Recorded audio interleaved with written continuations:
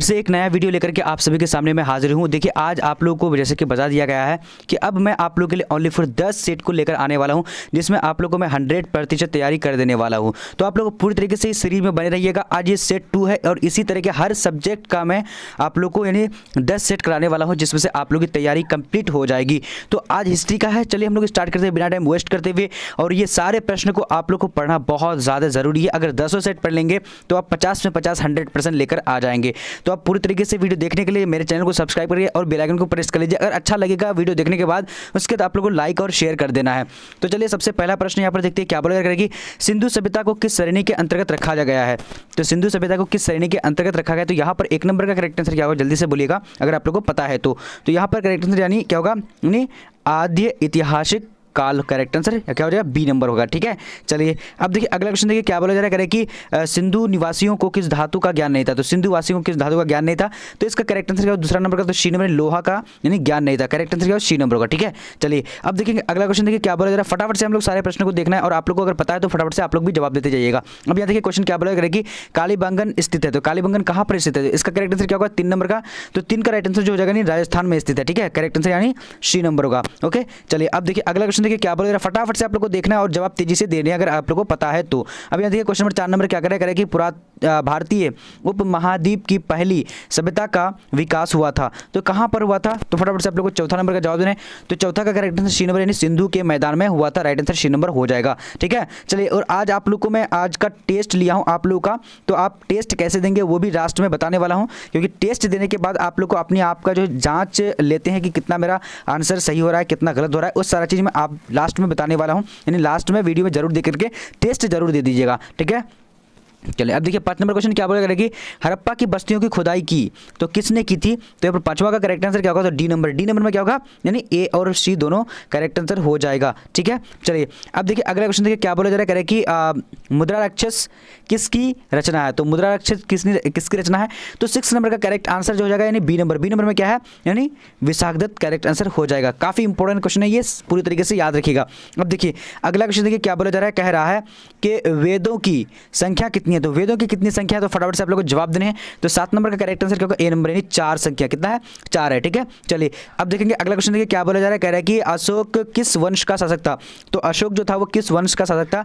तो correct answer यहाँ पर क्या होगा, मौर्य वंश का शासक था। करेक्ट आंसर बी नंबर हो जाएगा। राइट, ठीक है, चलिए अब देखेंगे अगला क्वेश्चन देखिए क्या बोला जा रहा है, कह रहा है कि राजतरंगिणी के लेखक कौन है? तो काफी इंपॉर्टेंट क्वेश्चन है ये, क्वेश्चन स्टार पॉइंट वाले क्वेश्चन है।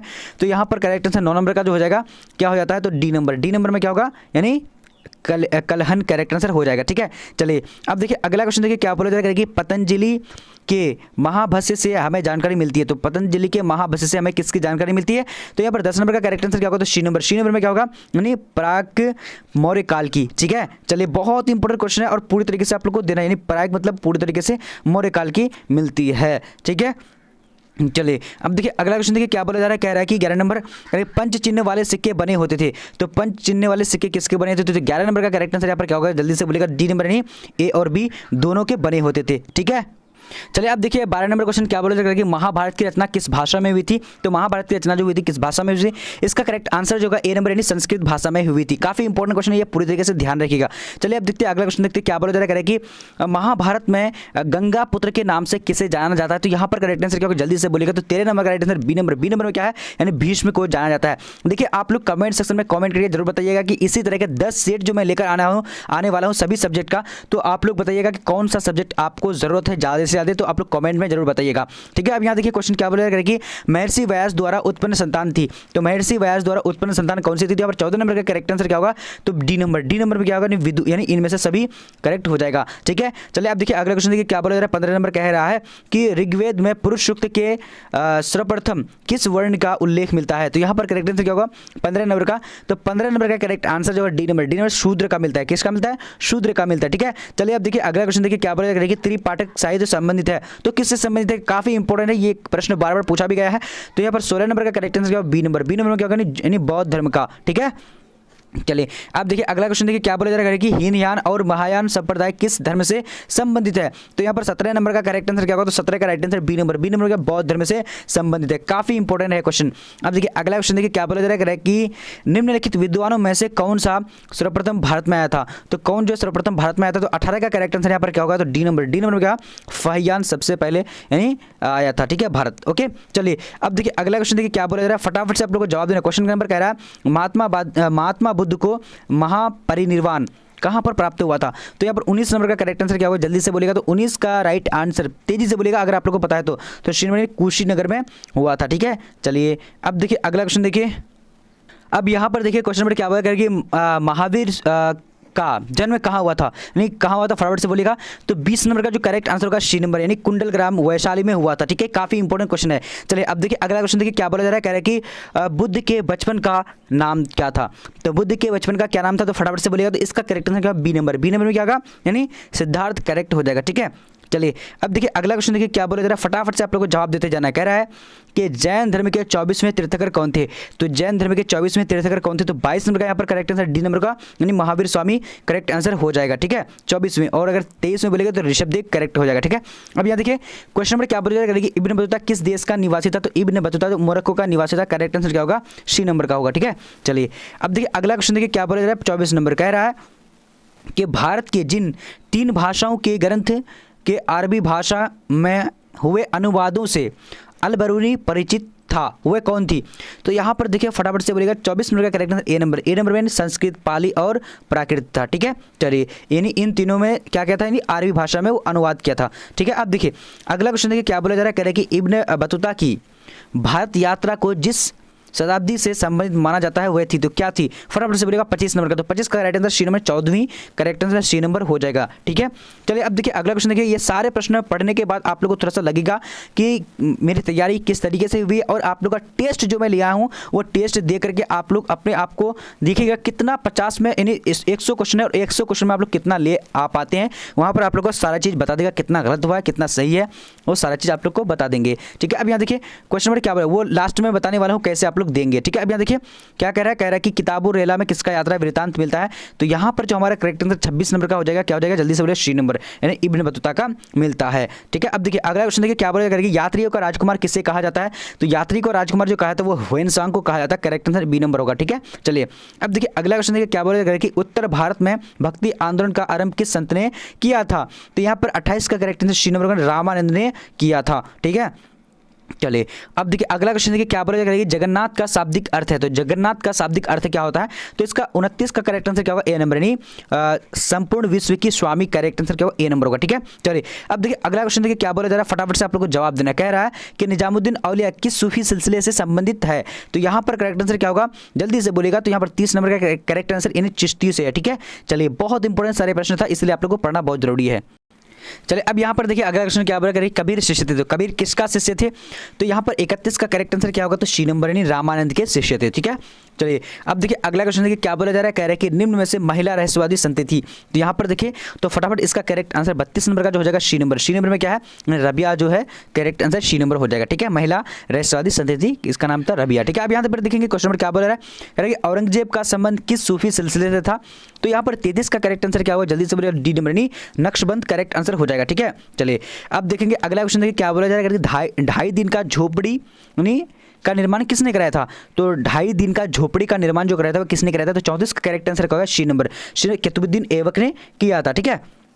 चलिए अब देखिए अगला क्वेश्चन देखिए क्या बोला जा रहा है, विजयनगर के। तो यहाँ पर देखिए 35 नंबर क्वेश्चन स्क्रीन पे आ चुकी है, क्या बोला करेगी, विजयनगर के स्थापना के समय दिल्ली का सुल्तान कौन था। तो यहाँ पर 35 का करेक्ट आंसर क्या होगा, तो ए नंबर में क्या है, यानी मोहम्मद बिन तुगलक, करेक्ट हो जाएगा, ठीक है। चलिए अब देखेंगे अगला क्वेश्चन देखिए क्या बोला जा रहा है, विजयनगर पर शासन करने वाला प्रथम राजवंश था। तो काफी इंपॉर्टेंट क्वेश्चन है, तो इसका करेक्ट आंसर 36 नंबर का सी नंबर संगम वंश, करेक्ट हो जाएगा, ठीक है। चलिए अब देखिए अगला क्वेश्चन देखिए क्या बोला जा रहा है, मान्यता अनुसार अमर शब्द का अभिभार्व संस्कृत के जिस शब्द में हुआ वो था, वो क्या है, फटाफट से बोलेगा। तो यहाँ पर करेक्ट आंसर क्या, 37 नंबर का, तो बी नंबर, यानी समर, करेक्ट आंसर हो जाएगा, ठीक है। चलिए अब देखिए अगला क्वेश्चन देखिए क्या बोला जा रहा है कि फारस के शासक द्वारा अब्दुल रज्जाक को कालीकट जिस शताब्दी में भेजा गया था वह थी, तो कालीकट जो भेजा गया था यानी कब भेजा गया था, अब्दुल रज़ाक को। तो यहाँ पर करेक्ट आंसर क्या होगा, 38 नंबर का राइट आंसर ए नंबर यानी 15वीं शताब्दी में आया था। ठीक है, चलिए अब देखिए अगला क्वेश्चन देखिए क्या बोला जा रहा है कि दिल्ली सुल्तान की स्थापना दिल्ली सल्तनत की स्थापना हुई थी। तो यहाँ पर करेक्ट आंसर क्या होगा, जल्दी से बोलेगा। तो इसका करेक्ट आंसर 39 नंबर का, जल्दी से आप लोग को पता है तो फटाफट बोलेगा। तो इसका राइट आंसर यानी कुतुबुद्दीन 1526 में हुआ था। ठीक है, चलिए बाबर ने किया था। तो 39 का करेक्ट आंसर जो होगा यानी बी नंबर 1206 में हुआ था, ये कुतुबुद्दीन ऐबक ने ही किया था। ठीक है, 1206 में। ओके, चलिए अब अगर मुगल वंश की संस्थापना अगर बोलेगा तो वहां पर क्या हो जाएगा, 1526 हो जाएगा। ठीक है, चलिए अब देखेंगे अगला क्वेश्चन, देखिए क्या बोल रहा है, फटाफट से आप लोग को जवाब देना है। कह रहा है कि किन शासक के दरबार में अष्ट दिग्गज रहते थे। तो किसके दरबार में रहते थे, यहाँ पर जो हमारा करेक्ट आंसर 40 नंबर का हो जाएगा, जल्दी से आप लोग को बताने हैं।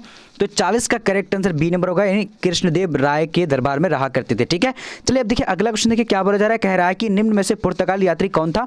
तो 41 का करेक्ट आंसर क्या होगा, डी नंबर। डी नंबर में क्या होगा, यानी इनमें से सभी करेक्ट हो जाएगा। ठीक है, तो इसी तरह के आप अगर आप लोग 10 यानी सेट को पढ़ना चाह रहे हैं तो चैनल को सब्सक्राइब करके बेल आइकन को जरूर प्रेस कर लीजिएगा।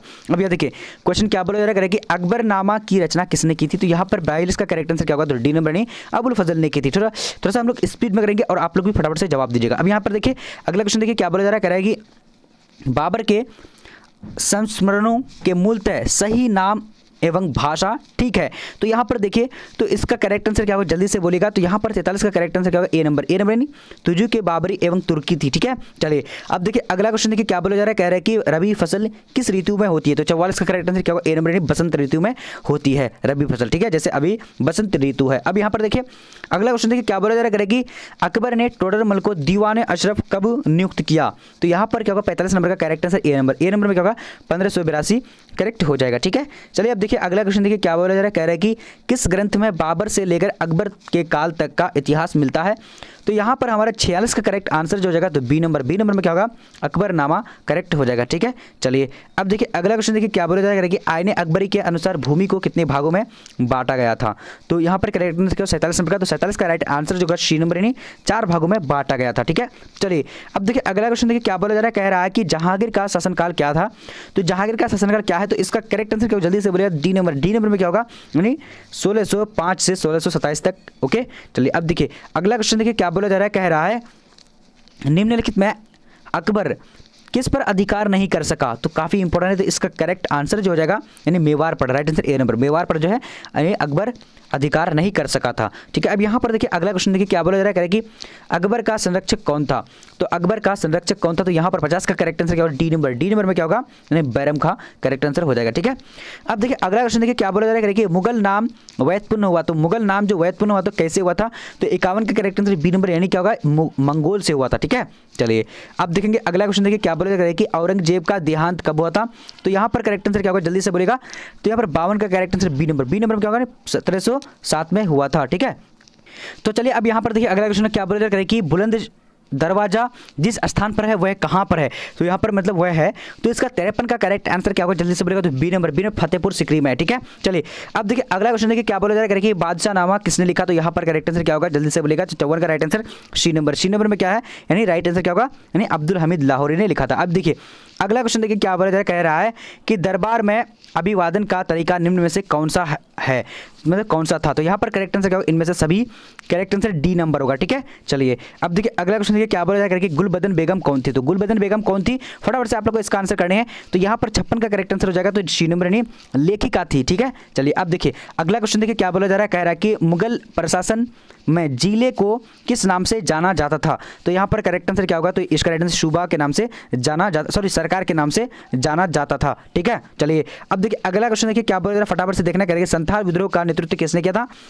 तो यहाँ पर करेक्ट आंसर क्या होगा, डी नंबर नहीं, सिद्धू एवं कान्हू ने किया था। ठीक है, चलिए अब देखिए अगला क्वेश्चन देखिए क्या बोला जा रहा है कि राजमहल की पहाड़ियों में मुख्यतः जो लोग रहते थे वो थे, तो वो कौन थे। तो यहाँ पर करेक्ट आंसर होगा यानी 59 का right answer A number. A number में क्या होने, पहाड़ियों और संथाल लोग रहा करते थे। ठीक है, चलिए अब देखिए अगला क्वेश्चन देखिए क्या बोला जा रहा है कि 18वीं शताब्दी में बंगाल में नीलामी में कितने प्रतिशत से अधिक बिक्री फर्जी होती थी। तो यहाँ पर करेक्ट आंसर क्या, 60 नंबर का। तो 60 का ए नंबर यानी यानी 95% करेक्ट हो जाएगा। ठीक है, चलिए अब देखिए अगला क्वेश्चन देखिए क्या बोला जा रहा है कि भारत आने वाले प्रथम यूरोपीय कौन था। तो यहाँ पर 61 का करेक्ट आंसर क्या होगा, ए नंबर यानी पुर्तगाली करेक्ट आंसर हो जाएगा। ठीक है, चलिए अब देखिए अगला क्वेश्चन देखिए क्या बोला जा रहा है, कह रहा है कि रैयतवाड़ी बंदोबस्त के जनक थे कौन थे। तो यहाँ पर करेक्ट आंसर क्या होगा, नहीं सी नंबर क्या है मुनरो एवं रीड करेक्ट आंसर हो जाएगा।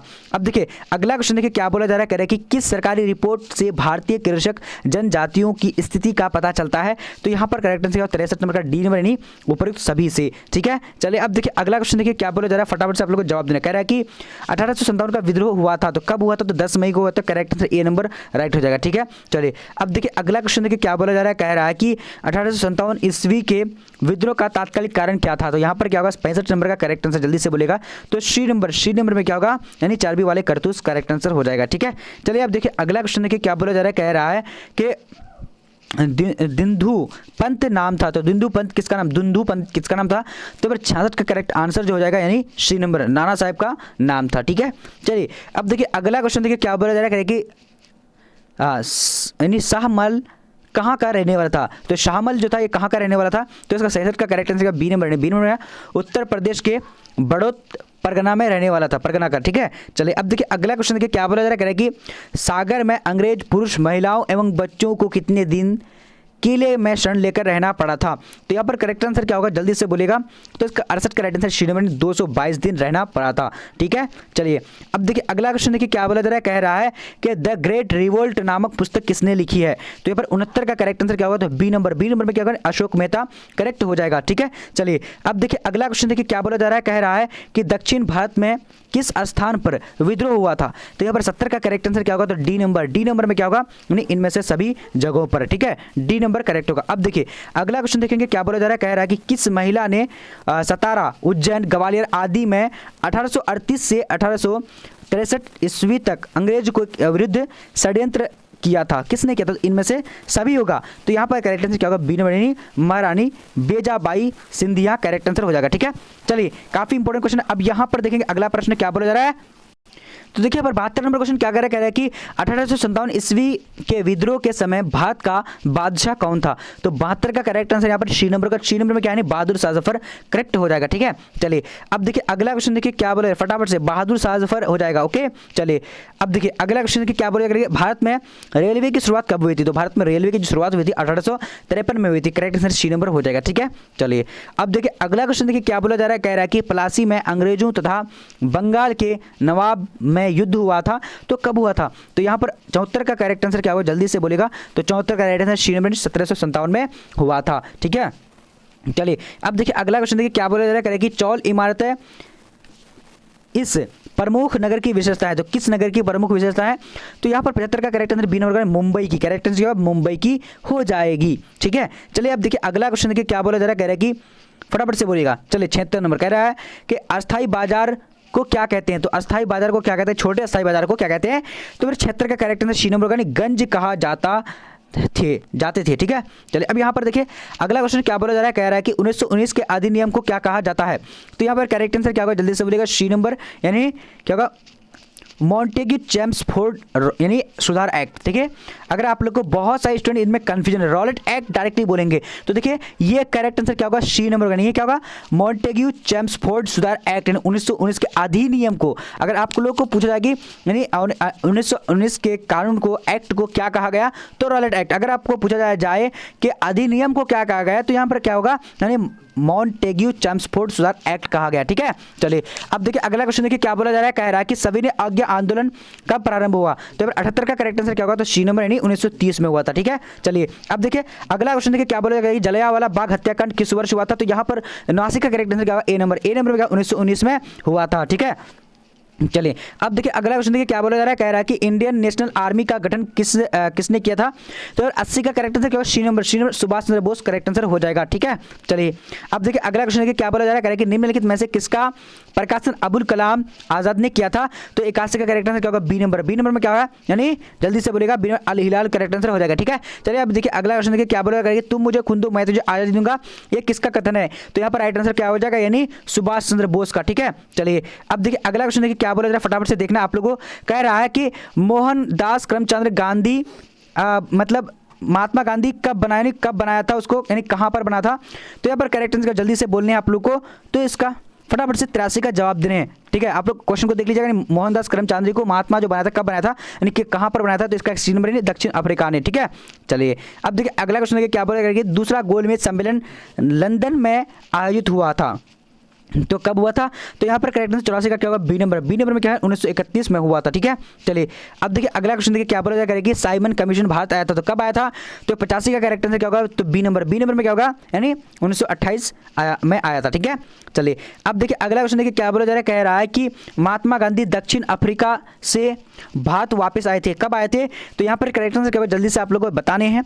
तो यहाँ पर यानी 86 का correct answer C number. C number में क्या है, यानी 1915 में आए थे। ठीक है, चलिए अब देखिए अगला क्वेश्चन देखिए क्या बोला जा रहा है, कह रहा है कि 1917 में चंपारण गांधी जी किसके अनुरोध पर गए थे। तो यहाँ पर 87 का करेक्ट आंसर क्या होगा, तो डी नंबर। डी नंबर में क्या होगा, यानी राजकुमार शुक्ल करेक्ट हो जाएगा। ठीक है, चलिए अब देखिए अगला क्वेश्चन देखिए क्या बोला जा रहा है कि कौन सा आंदोलन दांडी से मैंने प्रारंभ किया था, फटाफट से बोलिएगा। यानी दांडी से प्रारंभ किया था, तो इसका करेक्ट आंसर जो हो जाएगा 88 का बी नंबर, यानी सविनय अवज्ञा आंदोलन करेक्ट हो जाएगा। ठीक है, चलिए अब देखिए अगला क्वेश्चन है कि क्या बोला जा रहा है कि हिंदू महासभा की स्थापना किस वर्ष हुई थी। तो यहाँ पर 89 का करेक्ट आंसर जो हो जाएगा, यानी बी नंबर। बी नंबर में क्या होगा, 1915 करेक्ट हो जाएगा। ठीक है, चलिए अब देखिए अगला क्वेश्चन देखिए क्या बोला जाएगा कि मुस्लिम लीग ने अपनी पाकिस्तान निर्माण संबंधी मांग का प्रस्ताव जिस वर्ष सर्वप्रथम किया था वह था, तो कौन सी ईस्वी में किया था।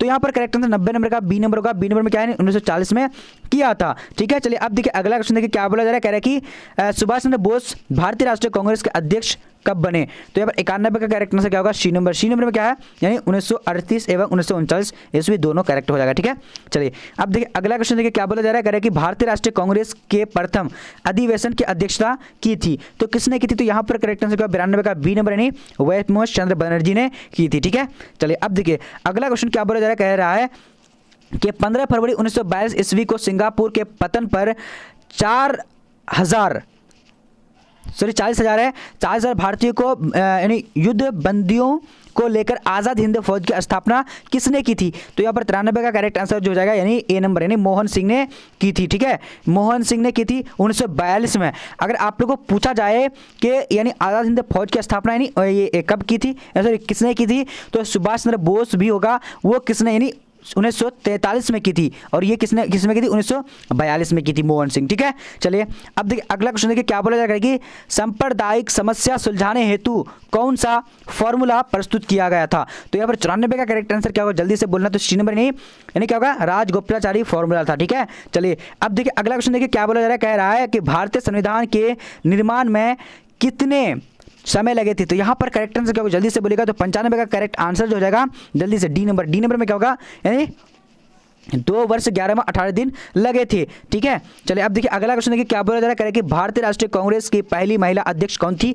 तो 96 का करेक्ट आंसर क्या होगा, ए नंबर। ए नंबर में क्या है, यानी एनी बेसेंट करेक्ट हो जाएगा। ठीक है, चलिए अब देखिए अगला क्वेश्चन देखिए। अब यहाँ पर देखिए अब अगला क्वेश्चन क्या बोला जा रहा है, कह रहा है कि स्वतंत्रता प्राप्ति से पूर्व भारत में अंतिम आम चुनाव हुए थे, कब हुए थे। इसका करेक्ट आंसर क्या होगा, जल्दी से बोलिएगा। तो यहाँ पर जो हमारा राइट आंसर होगा, ए नंबर, यानी दिसंबर जनवरी 1945। करेक्ट आंसर क्या होगा, दिसंबर से जनवरी। ठीक है, okay, correct answer A number होगा। अब देखिए अगला क्वेश्चन देखिए क्या बोल रहा है कि भारतीय संविधान सभा के संचालन समिति के अध्यक्ष कौन थे। तो यहाँ पर 98 का करेक्ट आंसर क्या होगा, ए नंबर। ए नंबर का डॉक्टर राजेंद्र प्रसाद करेक्ट हो जाएगा। ठीक है, चलिए अब देखिए अगला क्वेश्चन देखिए क्या बोला जा रहा है, कह रहा है कि 1895 ईस्वी के स्वराज विधेयक किसके निर्देशन में तैयार किया गया था। तो यहाँ पर 99 का करेक्ट आंसर जो होगा, सी नंबर, यानी बाल गंगाधर तिलक करेक्ट आंसर हो जाएगा। ठीक है, चलिए अब देखिए अगला क्वेश्चन देखिए 100 नंबर क्वेश्चन क्या बोला जाएगा कि भारतीय संविधान सभा के का गठन कैबिनेट मिशन के अंतर्गत किस वर्ष हुआ। तो यहाँ पर 100 नंबर का करेक्ट आंसर क्या होगा, जल्दी से बोलिए। 1946 में हुआ था। अब देखिए आज मैं आप लोग का हिस्ट्री का टेस्ट लिया हूं, तो आप लोगों को टेस्ट कैसे देना है, सबसे पहले आप लोग को चलना है गूगल में जाना है। ठीक है, जैसे मैं बताऊंगा वैसे करना है। तो देखिए आप लोग को टेस्ट देने के लिए सबसे पहले यहाँ पर आना है, आने के बाद लिखना है bbphelp.com। ठीक है, जब bbphelp.com लिख देंगे उसका आप लोग करना क्या है, सर्च कर देना है। ठीक है, जब आप यहाँ पर सर्च कर देंगे, सर्च करने के बाद आप यहाँ पर देखेंगे तो इस तरह का इंटरफेस आ जाएगा। आप लोगों को करना क्या है, देखिए यहाँ से आप लोग सारा चीज़ पढ़ सकते हैं। देखिए आज जहाँ पे लिखा हुआ है ना, ये सारा सब कंटेंट है, यहाँ पर आप लोग पढ़ सकते हैं। बट नीचे आते जाना है, देखिए टेस्ट देने के लिए टेस्ट देने के लिए आप लोग नीचे आएंगे देखिए यहाँ पर लिखा होगा कि ऑनलाइन टेस्ट के लिए क्लिक करें, यहाँ पर है ना। तो यहाँ पर आप लोग को डायरेक्ट क्लिक कर देना है। जब आप क्लिक कर देंगे तो यहाँ पर से आपको खोलने के लिए बोला खोल देना है, ठीक है। उसके बाद आप लोग को नीचे आना है, ठीक है। यहाँ पर नीचे आने का अब यहाँ पर देखिए कि हिस्ट्री का है, तो हिस्ट्री के सामने में क्लिक है, तो यहाँ पर आप लोग करना क्या है कि क्लिक कर देना, ठीक है। जब आप क्लिक कर देंगे तो क्लिक करने के बाद अब यहाँ पर नीचे आएंगे, ठीक है। नीचे आने का अब यहाँ देखिए कि आपका यानी आज जो मैं टेस्ट लेने वाला हूँ यानी टेस्ट 13वां टेस्ट लेने वाला हूँ, ठीक है। तो 13वां टेस्ट में आप लोग करना है कि क्लिक कर देना है। जब आप क्लिक कर देंगे तो वहाँ से आपका नाम मांगेगा, नाम मांगने के बाद आपका डिस्ट्रिक्ट मांगेगा, वहाँ पर से आप लोग दे करके जो पूरी तरीके से टेस्ट को दे करके फिनिश करके आ जाइएगा और आप वहाँ पर बता देगा कितना मार्क्स आपका आ रहा है। अगर आपको इस तरह का ऊपर में अगर इस तरह का यानी ऐड आएगा तो आप लोग लास्ट में करना कि यानी ऐड में क्लिक करके यानी लाइक जरूर कर देना है। तो आज का वीडियो इतना तक, तब तक के लिए जय हिंद जय भारत।